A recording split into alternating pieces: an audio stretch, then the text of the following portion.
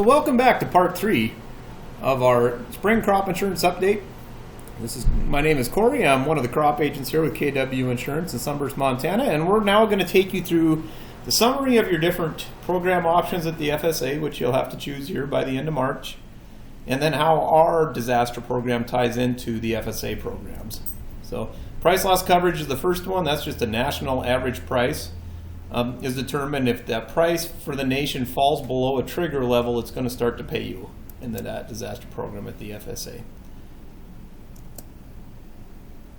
ARC, which is area revenue coverage, is like a gigantic whole county crop insurance unit, and they're going to start with a guarantee for the county for revenue, which would be the county's yield times its base price, and if that falls below 86% for the current crop year, it's going to start to trigger a payment. So that's the second one that you can pick at the Farm Service Agency. And then your option through us is the supplemental coverage option, which is SEO.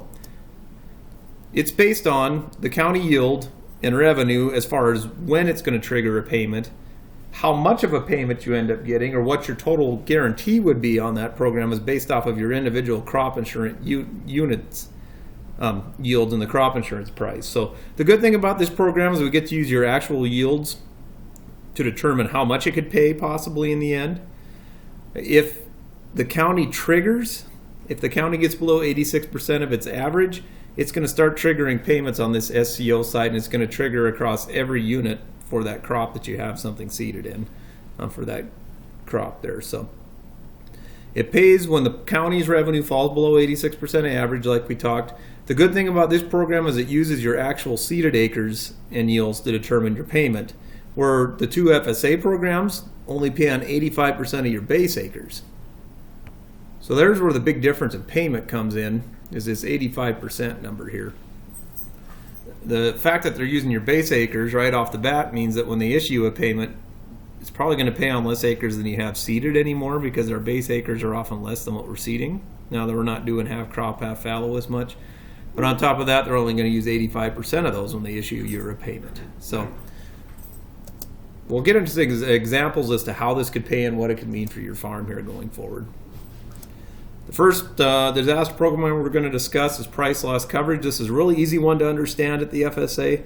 Basically, if the nationwide average for these commodities falls below these base prices, it's going to start to pay. The farther it gets below, like $5.50 for wheat, the more it's going to pay you, basically. So your payments based off of your FSA yield, which you guys probably already redid your yields at the FSA, or if you didn't, you just keep what you had in the past. So let's say your FSA yield was a 30 bushels and wheat came in at $4.50 a bushel. We were $1 below the $5 trigger point, so you'd get your 30 bushel payment for wheat on that farm times the buck a bushel you were below it, so you'd have a $30 an acre payment on 85% of whatever wheat base acres you have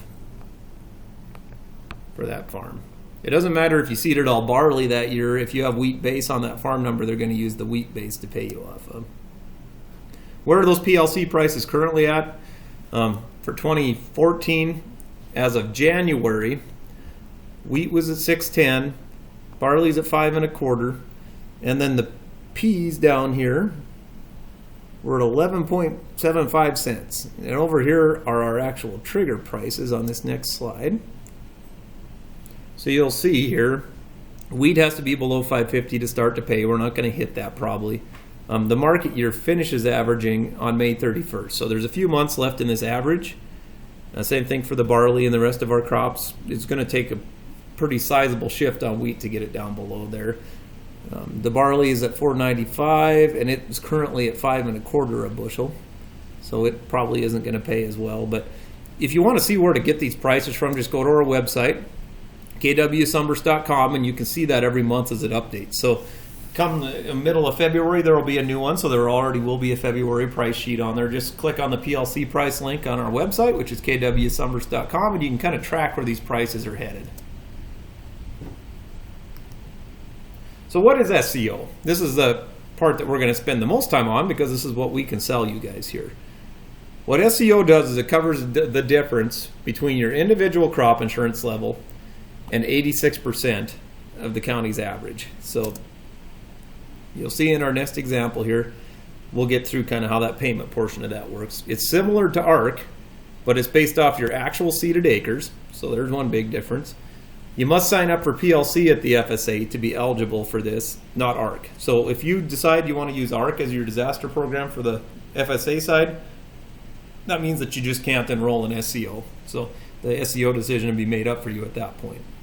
If you sign up for PLC as your disaster program choice at the FSA, you can opt in and out of our SEO program every year if you want to. It's just an election on your crop insurance, but you'll be in PLC for the 5 years of this farm program, just like you'd be in ARC for 5 years if you elected that.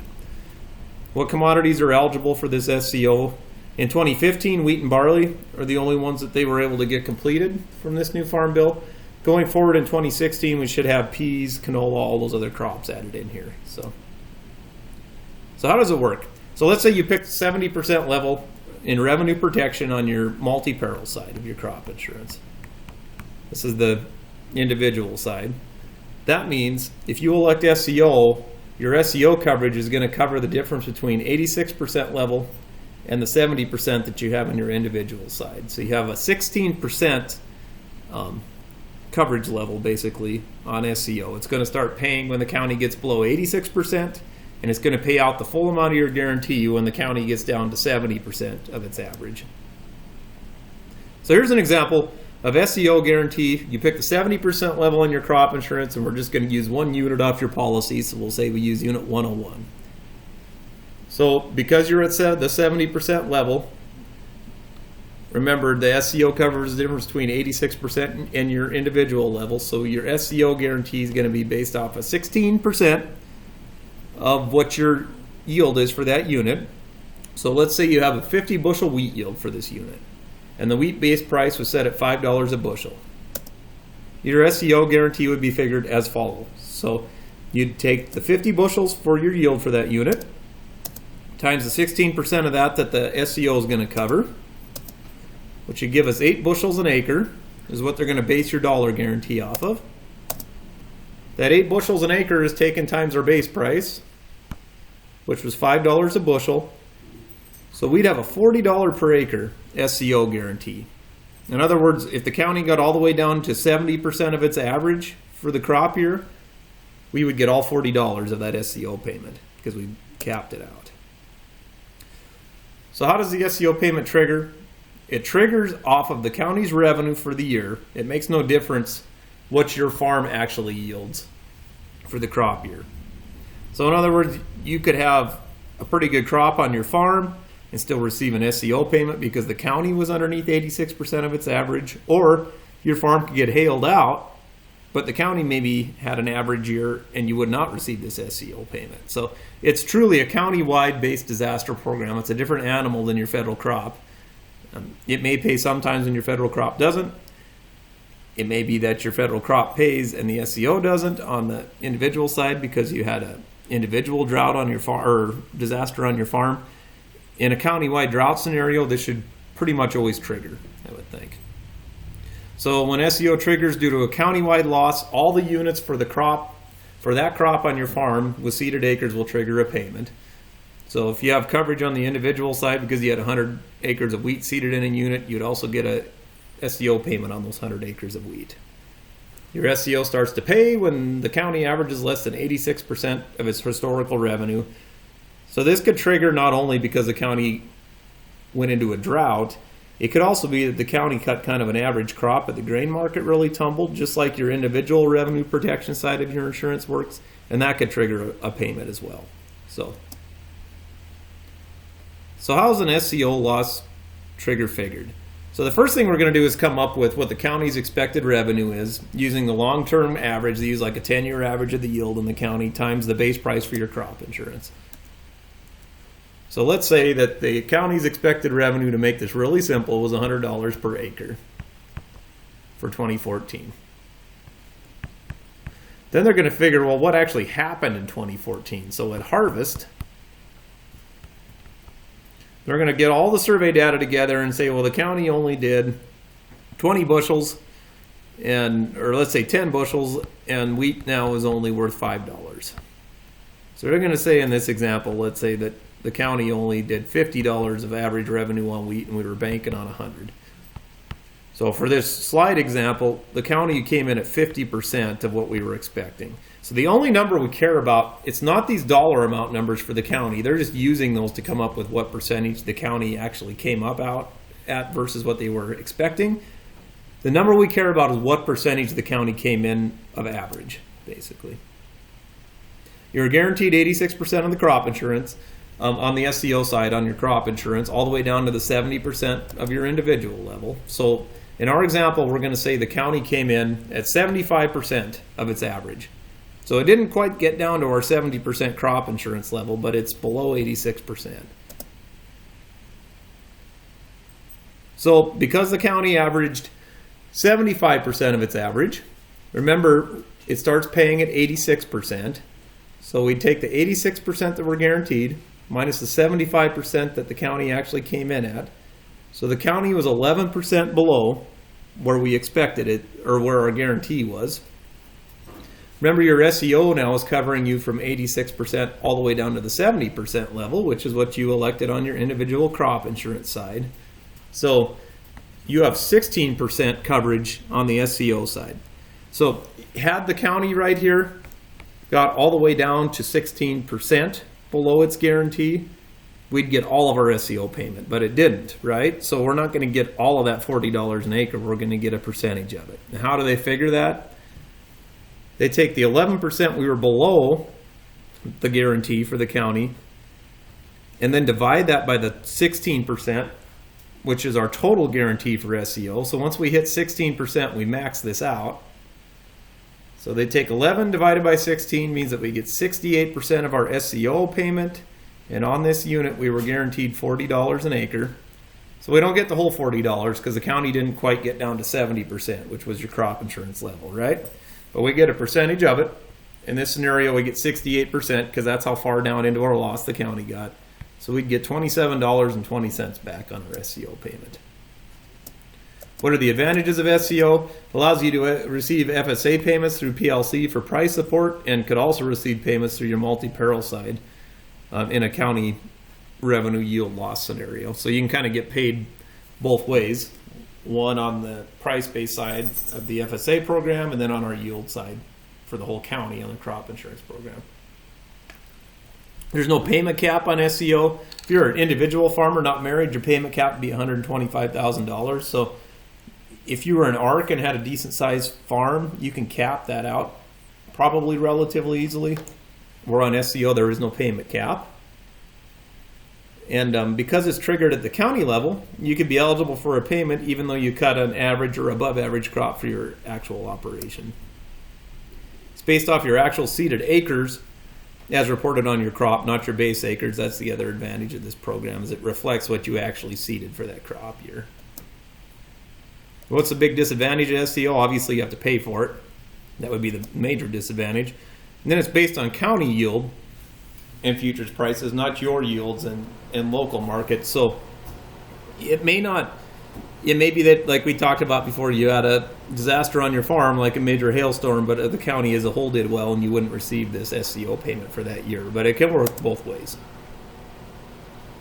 And the only other problem with this is it won't be paid until all the yields are turned in to the survey data for 2014, which will probably be well into June of 2015. So your loss payment on the SEO side is going to be delayed probably 6 to 8 months from when you actually harvest the crop, just like the FSA disaster programs work. So what to do? A combination of PLC and SEO gives you the best chance of a big payout on any given year if you're willing to pay for it. It's possible that ARC may end up paying sooner than SEO because its base yields are based off of just 5 years of history, and our SEO uses 10 plus years. So we could actually end up in a scenario where ARC would pay sooner than SEO.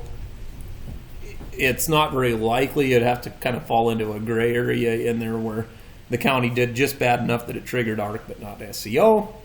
And then the one place that ARC would probably fit you better for sure is if you have really low FSA and multi-peril yields, because county ARC uses county yields to figure your payment.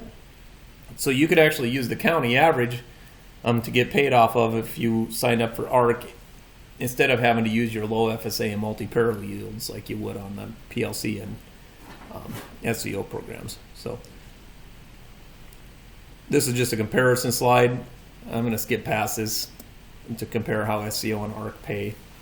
So here's a real farm example. This is probably the most important part of this presentation as far as understanding how this program actually works. So we're going to use Wendy Farms, which we use actual base acres and stuff off of our farm here just to use for this example. So on our farm, we have about 1,200 base acres of wheat and about 1,000 base acres of barley. And then our FSA yields for the wheat would be about 40 bushels, and our FSA yield for the barley be about 50. So the most important part to understand here is that we have 2,200 base acres. And these base acres, they were all set up back, I believe back in the 80s when everything was more or less half crop, half fallow. Going forward now, there's a lot more recrop in our area, so your base acres don't reflect what you actually seed for acreage very well anymore. And this number can never increase on the base acre side. So here's our seeding plan, let's say for 2015. So if we have 1,000 acres of wheat, that matches pretty close to our 1,200 base acres. 1,200 acres of barley, so we're seeding more than what we have for base there, and then 1,000 acres of peas. So the big thing is we're cropping 3,200 acres and only have 2,200 base acres. So remember that going forward. For our base prices for the federal crop, we're going to say wheat set at $5.50 a bushel, which is pretty close to where spring wheat's going to come in at. Barley at $3.50 and peas at 12 cents. So when we get to harvest time, we're going to say these base prices were at $5.50, and now wheat's gone down to $4.50 a bushel for the harvest price. Barley went up to $4.50 a bushel. Remember, it was $3.50 before. And this is what we're going to use for our PLC prices too. And the peas came in at 10 cents, triggering PLC, ARC, and SEO payments. We're going to say that we're going to get everything out of our ARC and our SEO that we can. So it capped the program out because we had a drought here. And then PLC triggered as well because we had a decline in commodity prices. So for our example here, we're going to trigger the PLC at some pretty realistic levels and then just say we're going to get as much as we can out of SEO and ARC. So we can compare how each one would pay in a drought and a price decline scenario. So first off, we said wheat came in at $4.50 a bushel. That's a national average wheat price. So the PLC program triggered, right? Because our base for PLC was $5.50. So we get $1 a bushel payment. Our FSA yield that we now have set up for wheat is 40 bushels for this farm. So we get 40 bushels times the $1 deficiency times 85% of the 1,200 base acres. Remember, they only pay us on 85%, not the whole 1,200. So we get paid on 1,020 acres at $40 an acre. So we get a $40,800 ARC payment. Or PLC payment, sorry. Then we're also going to say that barley triggered on the PLC. Remember, we started at $3.50 a bushel and it ended up averaging $4.50 here in our example. So we still triggered a payment. We get 45 cents a bushel on the barley. Our FSA yield was 50. We had 1,000 base acres of barley, remember, from that previous slide, but we only get paid on 850 acres because we get 85% of the acres that are paid on there. So PLC would pay $22,500 here. The peas also would have triggered a PLC payment because the price was low enough. But remember, we have no P base acres. So when this disaster program triggers, we just get paid off of whatever our base acres are. Like I said, in the previous example, we could have seeded this whole farm to peas and still would have received our disaster payments on the wheat and the barley base we had. So our total PLC payment on this 3,000 acre farm would be about $63,300 on the base acres that we have. So what if ARC would cap out this year? I use actual ARC values for this crop year for Toole County, so this should be pretty realistic. And we're going to say that the county got down below about 76% of its average, so ARC's going to pay everything we have for a guarantee. Whoops. So our wheat capped out at $23.10. The reason for that is the ARC can only pay a maximum of 10% of what the county's base revenue is. So once the county gets below 76% of its average, it doesn't pay any more ARC payment. We've capped it out. So We get 2310 an acre times our 1,020 base acres. Remember, that was our 85% of our 1,200 base acres. So our ARC payment was $23,562. Barley, same scenario. We capped it out, so we get a $22,000 barley payment. We don't get any P payment, right? Because we don't have any P base acres. So our total possible ARC payment for this farm would be $45,798. That's assuming the wheat market stayed the same or went down. If the wheat market goes up, then it pays more. So would SEO. So what would our crop insurance side pay? Remember, this is going to pay off of the acres we have seeded, not off our base acres. So that's the first big factor here, right? We said we had a 42 bushel wheat yield on our crop insurance. We elected the 70% level for the crop insurance. So the SEO is covering the difference between 86 and 70%. So we take 16% times our 550, or times our 42 bushels times our 550 base price, means that our wheat SEO guarantee is $36.96 an acre. Our barley is $33.60 and our peas are $28.80. So we're going to say that the county fell into a drought and it's going to trigger our max payment that we can get on SEO on each one of these crops. So we got paid on all 1,000 acres of wheat that we had seeded, which is $36,960. We got paid on all 1,200 acres of barley, where before we were only getting 800 and some acres because it paid on 85% of the base if you were an ARC. So we get a $40,000 payment on the barley. And then going forward, the peas will be available in 2016. In 2015, they won't be. So for this example, if you had peas as part of your mix here, this wouldn't really work. But going forward, this is how this is going to pay. So let's say that you were able to insure the peas now. Let's say this was 2016. Our ARC SEO payment would have been about $28 an acre using the yields that we have in the base price. So the P payment would be $28,880. We add all these prices up and we come up with an SEO payment of $106,000. But remember, this isn't free, right? So for our 3,200 acres of crop, when I quoted this out, that SEO is going to cost us about $12,729 in premium. So once we net the premium out of there, our SEO payment would be $93,351. So here's our comparison. PLC, with a pretty good drop in the wheat price and a pretty mild drop in the barley, would have paid $63,000 for this farm. ARC, we capped it out because the county had a drought, so we got a $45,000 payment in ARC. And then the one that would have paid the most, because it's paying off of our actual seeded acres, would be SEO. The ARC was free. This is the SEO even with the premium taken out of it, though. So you can see there was a pretty sizable difference in each one of these payments in this scenario.